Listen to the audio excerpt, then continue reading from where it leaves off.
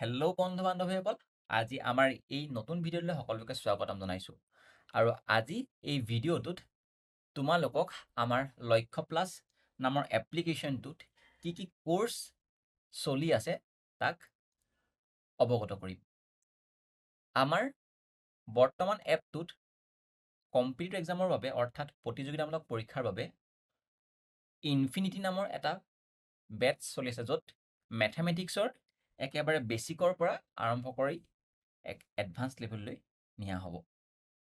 দ্বিতীয়তে ইয়াত আৰু এটা কোৰ্চ চলি আছে GD, SSC GD general duty. ইয়াত সম্পূৰ্ণ মেথছৰ ওপৰত SSC চিলেবাছৰ ওপৰত বেছ কৰি এই কোৰ্চটো লঞ্চ কৰা হৈছে। যিহেতু আমাৰ একেবাৰে ওচৰ পাইছেহি পৰীক্ষা, হয় নহয়, সেই পৰীক্ষাৰ ওপৰত ভিত্তি কৰি আমাৰ এই কোৰ্চটো তোমালোকৰ বাবে চলাই থকা হৈছে।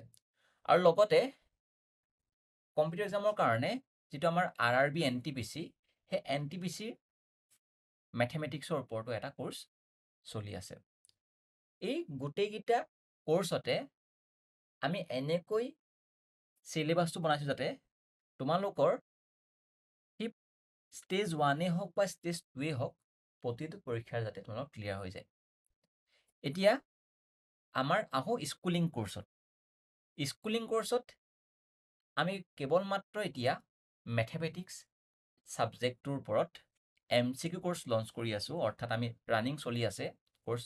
ইতিমধ্যে আমাৰ চিলেবাছ শেষ হওঁ অৱস্থা, আৰু যি আমাৰ 25-26 বৰ্ষত ইয়াৰ স্কুলিং কোৰ্চৰ ওপৰত বিভিন্ন কোৰ্চ লঞ্চ হ'বলৈ গৈ আছে।